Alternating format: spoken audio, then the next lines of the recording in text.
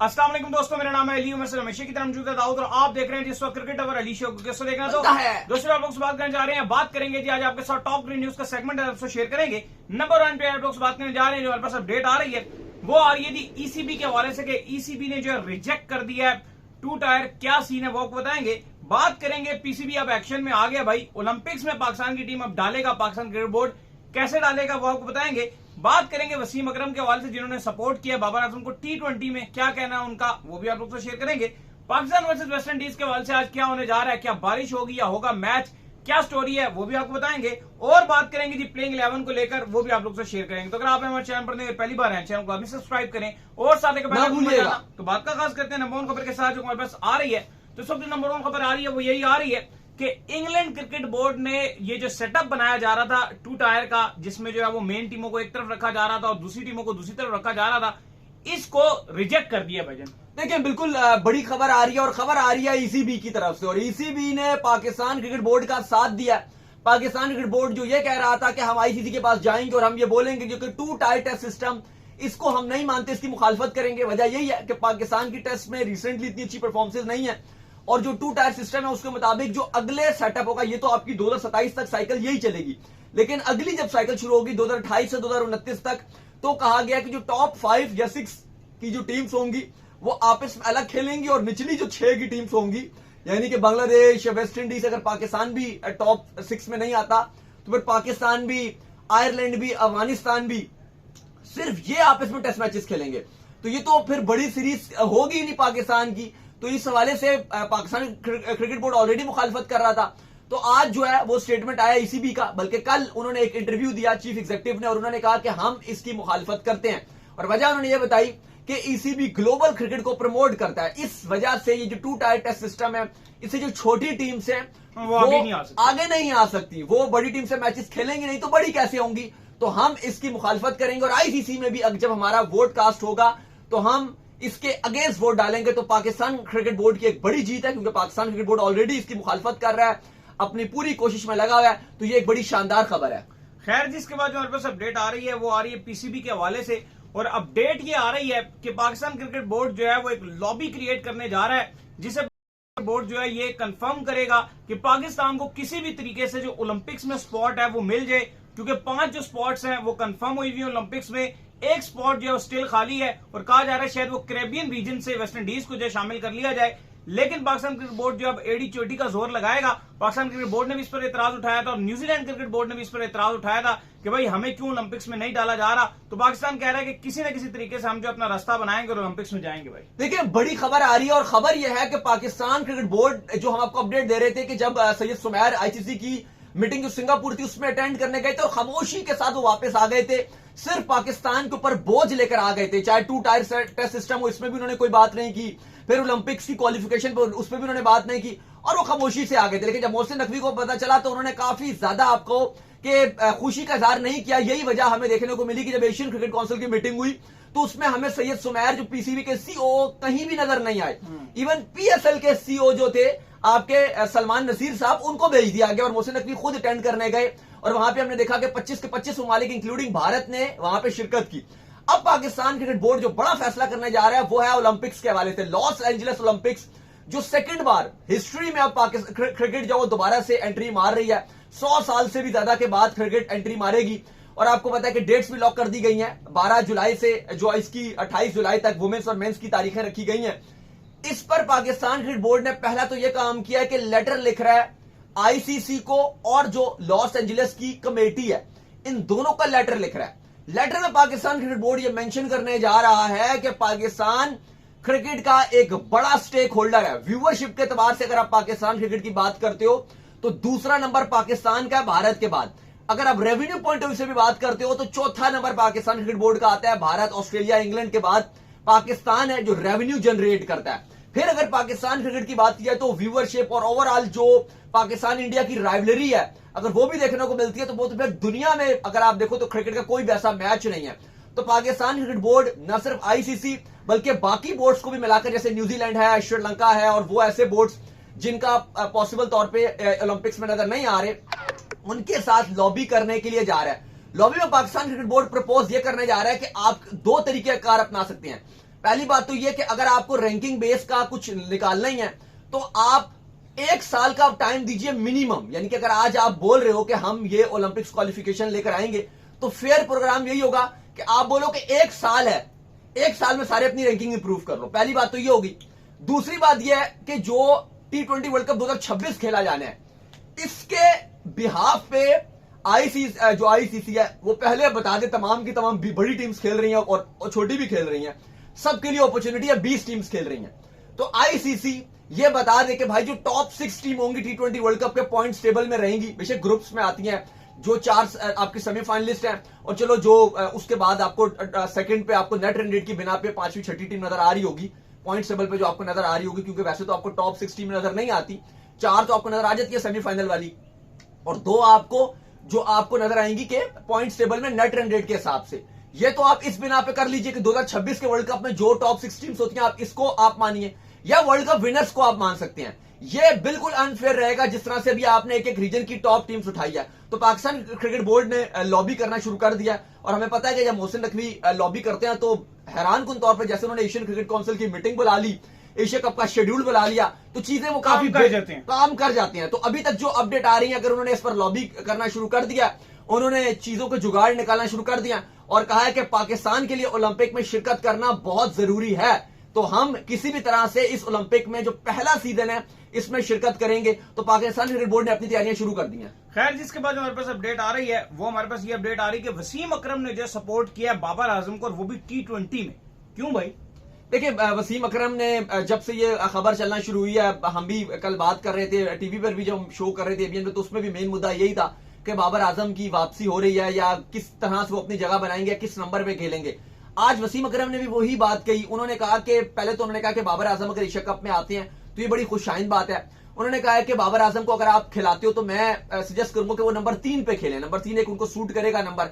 फिर उन्होंने तारीफ की कि Babar Azam one of the best batsman है। T20 में भी वो कहते हैं कि मैंने बाबर आजम के साथ काम किया, उनका स्ट्राइक रेट भी अच्छा है, और बिलखसूस अगर आप टारगेट चेस कर रहे हो 140 से 160 के दरमियान में, तो बाबर आजम एक ऐसा बल्लेबाज है, और अगर आपकी ओपोनेंट स्ट्रांग है, मुश्किल कंडीशन है, तो वो जो बकिया 10 बल्लेबाज हैं उनको अपने इर्द गिर्द खिलाएंगे और आपके लिए अहम किरदार अदा कर सकते हैं जीत में। तो बाबर आजम को एशिया कप में अगर आप T20 में लेकर आ रहे हो तो ये बहुत अच्छी और बड़ी बेहतरीन खबर है।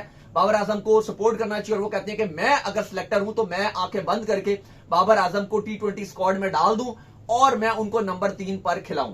खैर, जिसके बाद हमारे पास अपडेट आ रही है वो आ रही है जी आपके पाकिस्तान और वेस्ट इंडीज के हवाले से, कि पाकिस्तान और वेस्ट इंडीज के दरमियान जो है कल मैच खेला जाना है। पाकिस्तानी वक्त के मुताबिक रात को ये मैच जो है 11 बजे शुरू होगा, और पाकिस्तान और वेस्ट इंडीज की अगर आप बात कर लें तो थोड़ी सी बारिश भी जो है बीच में आ रही है। तो कब कब बारिश आ रही है और कितनी बारिश आ रही है भजन? अच्छा, उससे पहले मैं आपको बता दूं कि उम्मीद की जा रही है कि जब पाकिस्तान वेस्ट इंडीज का मैच शुरू होगा तो हम आपके साथ एक न्यूज स्टूडियो में मुलाकात करेंगे।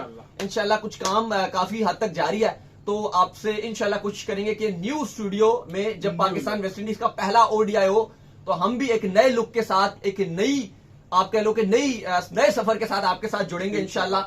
लेकिन अली साहब, पाकिस्तान और वेस्ट इंडीज की अगर जो बड़ी अपडेट है वो ये है कि आज तो पाकिस्तान ने 3 घंटे भरपूर प्रैक्टिस की। ट्रिनिडाद एंड टोबैको में अगर आप मौसम की बात करो तो आज भी बादल रहे, अभी थोड़ी देर पहले भी वहां पर हमने अपडेट ली तो बारिश हो रही थी। पूरा अगर आप देखो तो बरसात का वहां पे सीजन चल रहा है।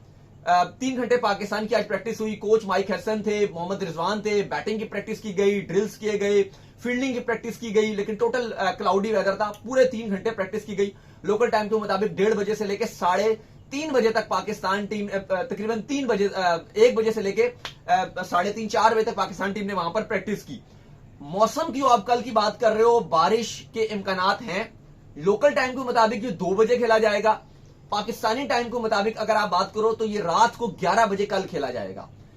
मौसम ये आ रहा है कि जो 2 से शाम को 5 बजे तक है, 3 घंटे बारिश आ रही है, जिसमें 3 से 5 थोड़ी सी तेज 1-2 शॉवर्स आ रहे हैं। लेकिन फिर भी आप ये कह सकते हो कि शायद ये फुल बारिश तो ना हो, क्योंकि कहीं कहीं 20% है, 30% है, 40% है, लेकिन 1 घंटा तो बारिश आएगी। यानी कि आप मान के चलो कि पाकिस्तानी टाइम के मुताबिक अगर मैच 11 बजे शुरू हो रहा है तो 11 से 2-3 रात को 2-3 के दरमियान में आधे 1 घंटे का जो शॉवर है वो आ रहा है, तो मैच थोड़ा बहुत तो मुतासिर होगा ही होगा।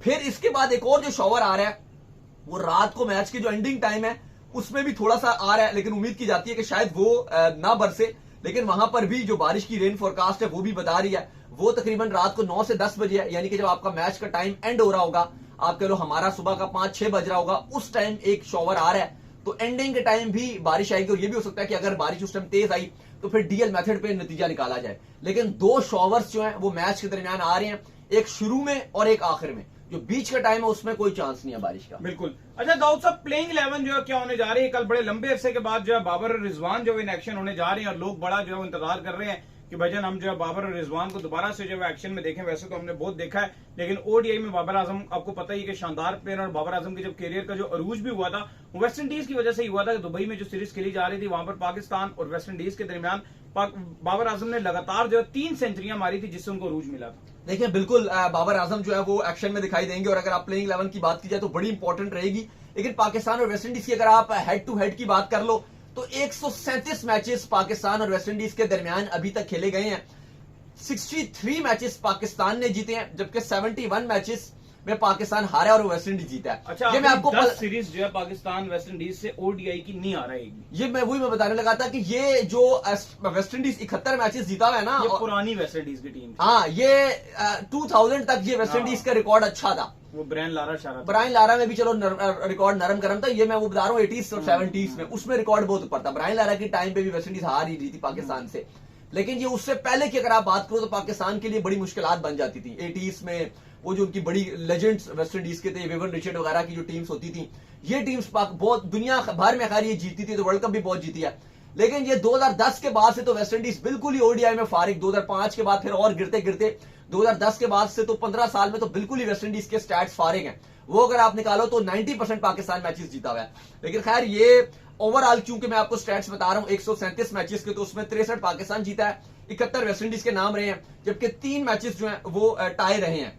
घर पे पाकिस्तान क्योंकि 14 जीता हुआ है, लेकिन कैरेबियन की रीजन पे पाकिस्तान को जो जीतें मिली हैं वो 15 जीत पाकिस्तान को मिली हैं कैरेबियन में। और जो न्यूट्रल वेन्यू पे यानी कि आईसीसी इवेंट में या यूएई की अगर आप बात करो, वहां जो पाकिस्तान खेला है तो पाकिस्तान को 34 जीतें मिली हैं, जबकि वेस्ट इंडीज की बात की जाए तो उनको 41 मिली हैं। तो पलड़ा इस टाइम वेस्ट इंडीज का जरूर भारी है। सैमी का कल स्टेटमेंट भी चल रहा था, उन्होंने एक बात कही थी, उन्होंने कहा कि पाकिस्तान की रैंकिंग अच्छी है और हमारी रैंकिंग ओडीआई में बुरी है, तो हमारी पूरी कोशिश होगी कि हम पाकिस्तान को हरा के अपनी जो रैंकिंग है वो इंप्रूव करें। अब देखो बात यह कि T20 में उलट था, उनकी रैंकिंग बेहतर थी और हमारी इतनी अच्छी नहीं थी, और हमें ओलंपिक्स की भी लाले पड़े हुए, और हम काफी बात भी कर रहे हैं कि ओलंपिक में हमें आगे जाना है, पीसीबी भी तैयारी कर रहा है। तो चलो सीरीज तो हम जीत गए, लेकिन 3-0 कर देते तो ज्यादा फर्क पड़ता। लेकिन हमारी रैंकिंग इसलिए भी थोड़ी सी खराब रही है क्योंकि हम बांग्लादेश से हार गए। रैंकिंग की बुनियाद पे आप वैसे भी नहीं जा सकते, वो बहुत दूर, क्योंकि इंडिया नंबर 1 पे है और आपने एशिया से 1 उठाना है, आप बहुत दूर है, वो रैंकिंग की बुनियाद पे कुछ नहीं हो सकता। खैर प्लेइंग 11 की अगर बात की जाए तो आपके जो ओपनर है वो पहले तो फखर आपके साथ थे, अब तो वो है नहीं, तो 2 ही ऑप्शन है और कोई चॉइस भी नहीं है। अब्दुल्ला शफीक और साइम अयूब आपके ओपन करेंगे। नंबर 3 पे आपके बाबर आजम आएंगे। नंबर 4 पे आपके कप्तान मोहम्मद रिजवान आएंगे। नंबर 5 पे आपके वाइस कप्तान सलमान अली आगा आएंगे।